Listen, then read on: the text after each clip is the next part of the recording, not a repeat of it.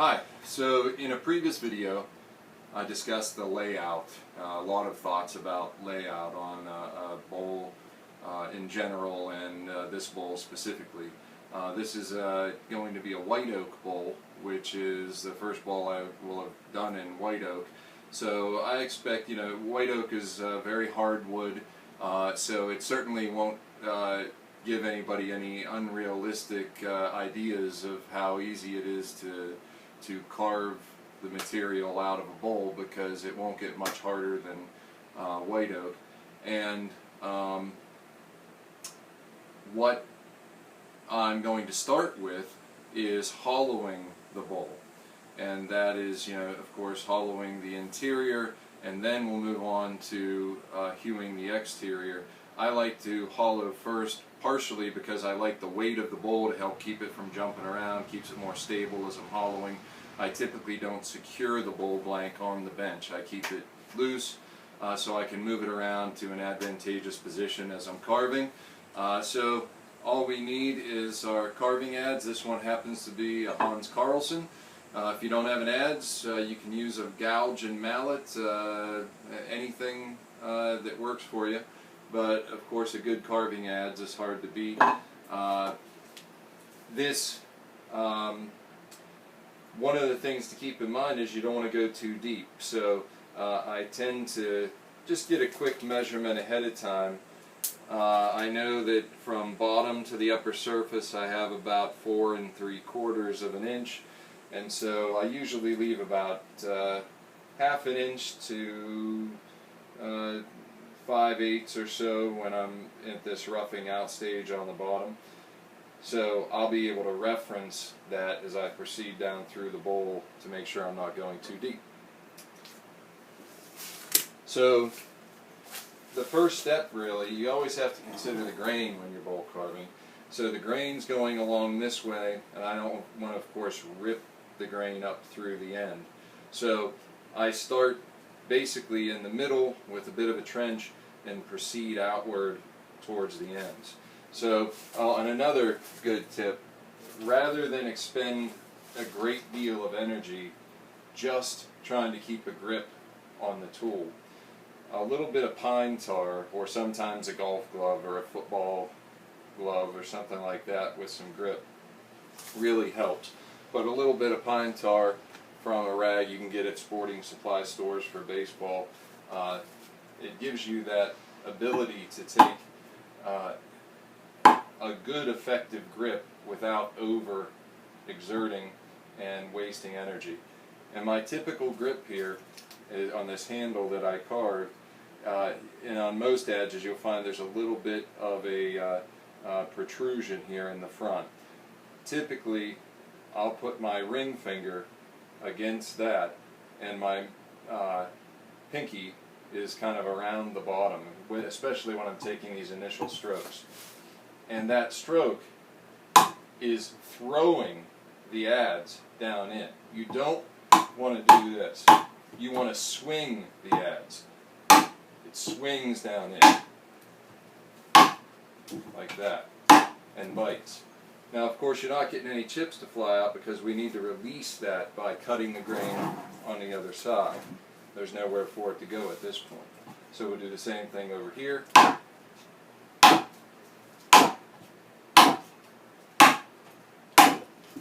And now you can see the chips are starting to come loose. When we come back,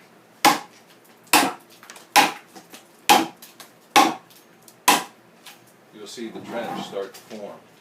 And you see, without having this tied down, it's easy for me to move around. So I'll continue along those lines.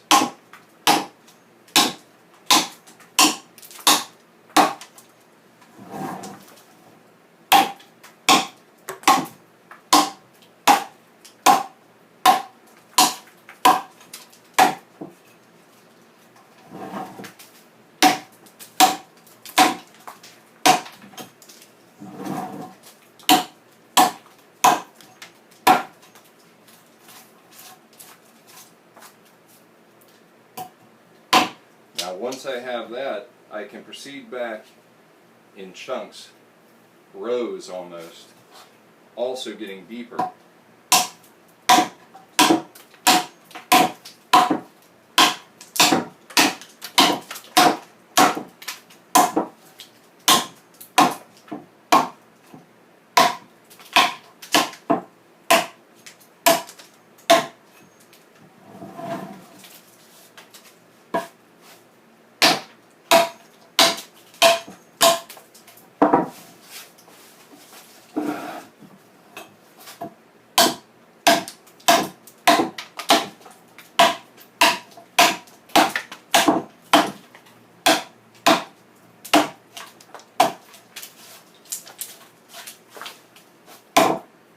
And of course, as I go, I'm getting closer to the sides as well.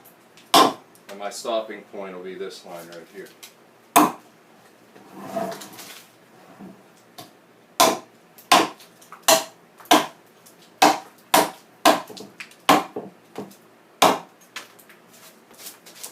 Okay, now I'm ready to proceed back a little more.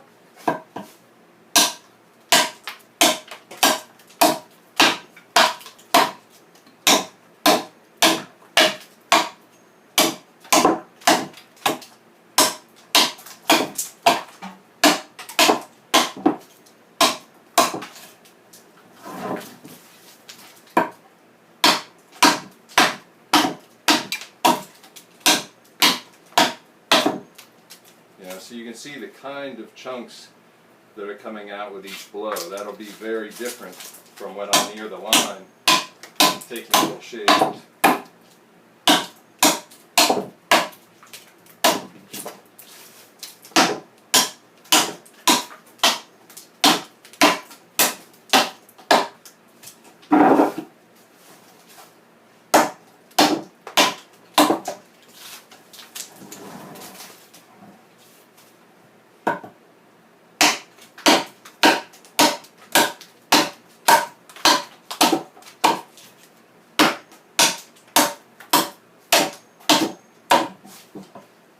You see, now that I'm getting a little bit deeper, as I start that initial cut, I'll proceed right down through, taking out that entire section.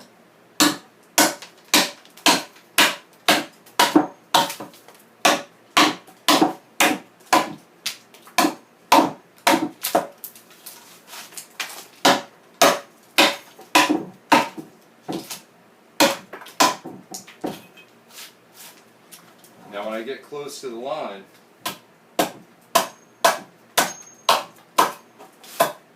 I can relieve some of that with a cross grain cut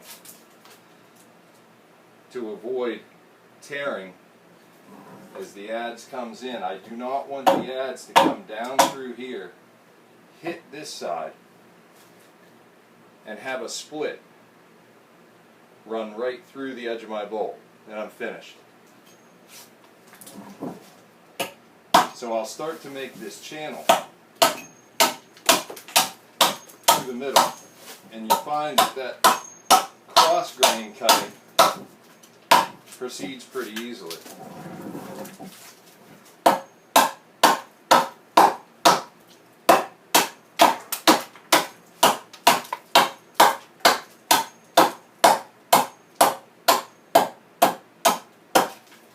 Okay, and we're still within the hollowing area on this side of our line.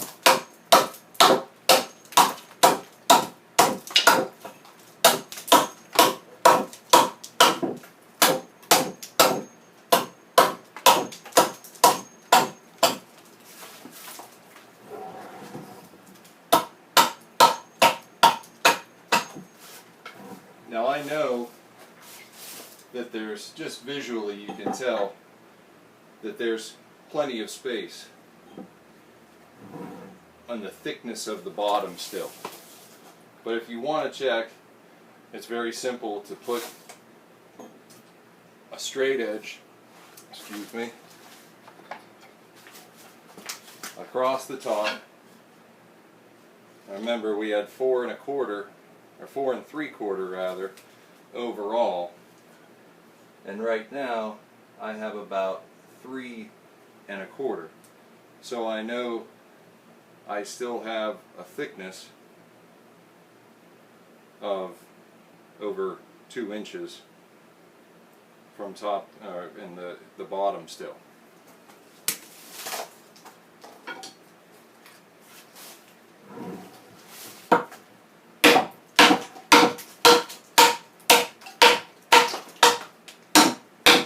And this is just a lot of fun.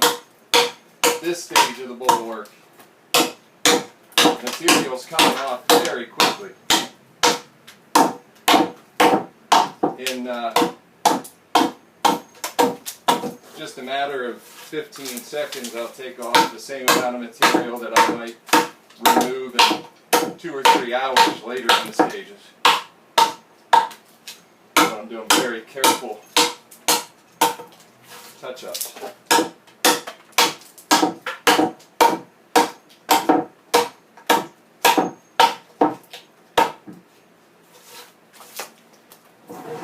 And this is where you start to see the grain pattern start to reveal itself.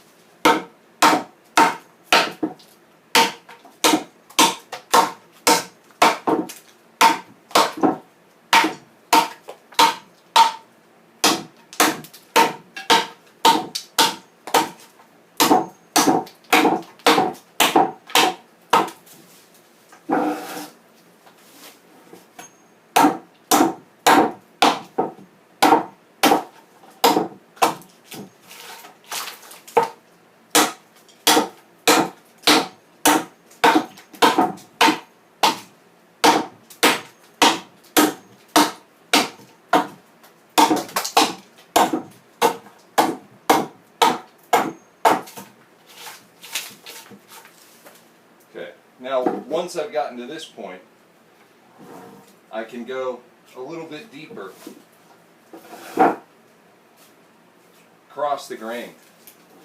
Kind of provides a landing strip for my adze to come down through into an open space so that I don't risk running a split into the other side. So here's where I'll just let the weight of the tool start gently swinging down through.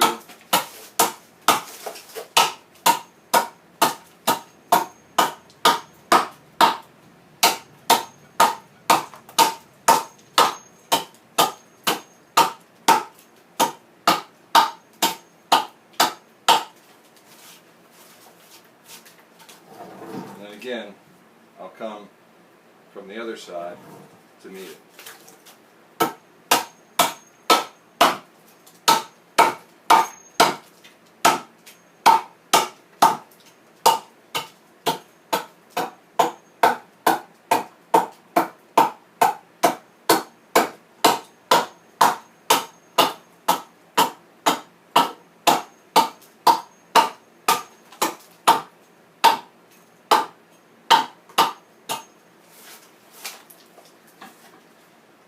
So now you can see this horizontal trench that gives me an open area for the adze to come sweeping through. So in a first cut here, and if you get too deep, you need to relieve it so that the sides of your adze aren't getting pinched. So a quick cut on both sides helps.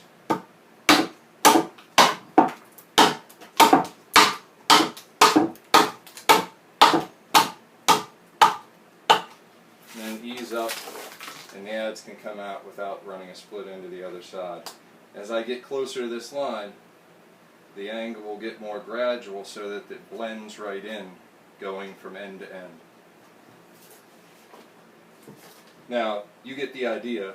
I'm going to proceed further back, but to save you watching that entire process, I'll come back after I've gotten back a little bit further. Much of that time was spent doing the last careful touches on the horizontal trench here that you can see. Once I got close, then it was just a matter of measuring. I measured and it was about 4 inches. I knew I wanted to get to about 4 1/4 inches from this point because I know this is 4 3/4. So that'll leave me about 1/2 inch at this stage with a little bit more to remove. Probably end up with something about 3/8 by the time the bowl is done. It can vary a little bit, that's fine. But those last little marks, you'll notice I've come right up to the line on both sides.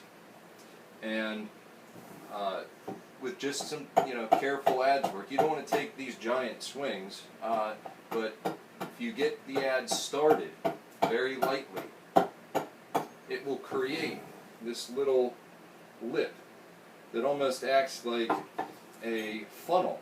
And as your adze approaches, it'll find that funnel and proceed with the cut. So once you find that, then you can just take these nice light chips and proceed down through the bottom, and you make this horizontal trench.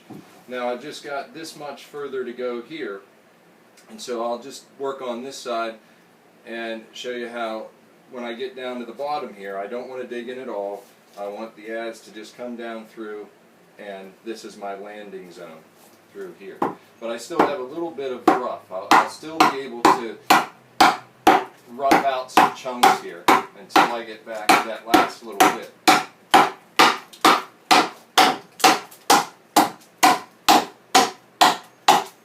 So I'm lifting the handle a little as I proceed.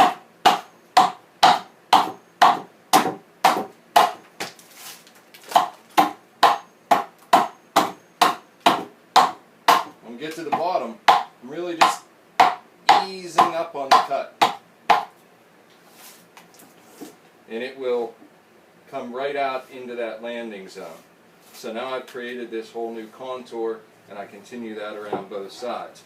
Now on this side, being right-handed, it's easy for me to work this way. It's very difficult on this side, and that's one of the reasons I choose to not secure the bowl. I'll show you that in a second. But I can get some of these chunks out here first. Again, coming right back to the landing zone in the end.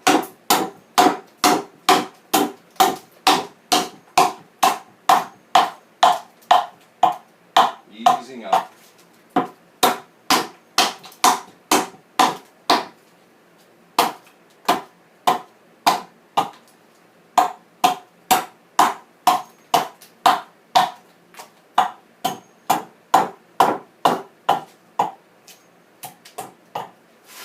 So when I come to do this side, I can pick up the bowl a little bit, and if it's helpful, you can always pop a peg into the bench or put some sort of a stop so it can lean against that. But now I can angle it up at a more comfortable position.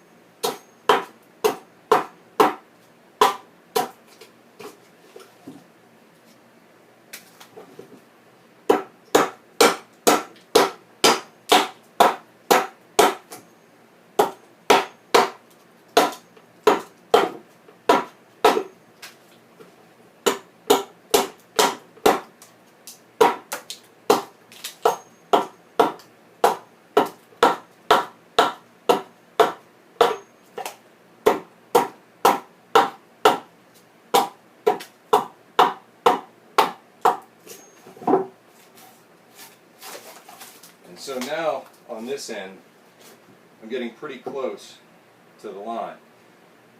So as I proceed, I like to kind of scoot along the edge here, sort of horizontally. So it'll give me a little bit of a lip. Now again, this takes a little bit of practice, so if you don't feel comfortable going right up to the line with the adze, you can always stop at this point or any point and begin gouge work, where you can place the gouge there with a mallet and very carefully proceed from the line. I enjoy doing it this way. And again, the bevel of the adze will find that groove you've made and work just like a funnel.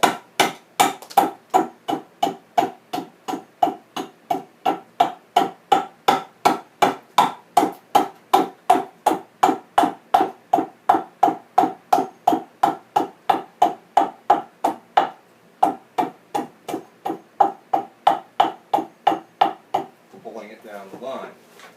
And so now I have this bit of a depression here that my adze can glide onto and proceed down to the bottom for the final roughing stage.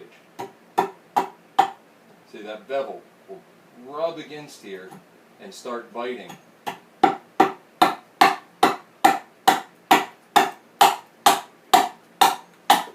Very deliberate strokes now.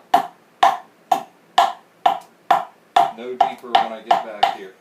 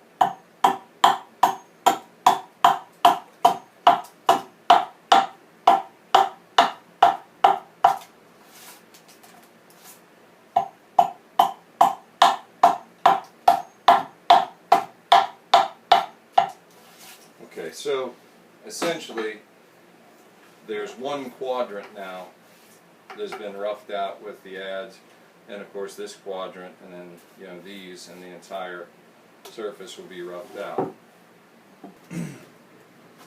So this might show things a little bit better close up. So if I come down this quadrant,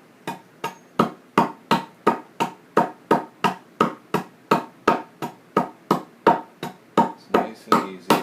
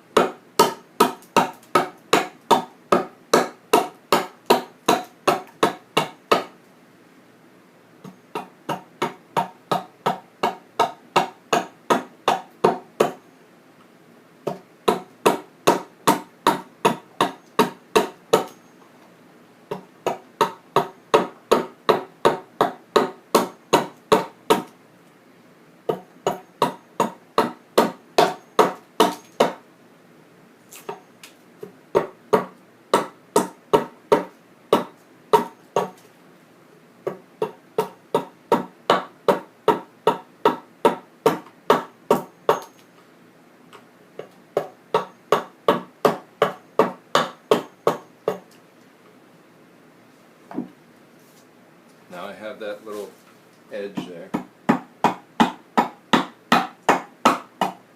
Slide right down until the bevel catches.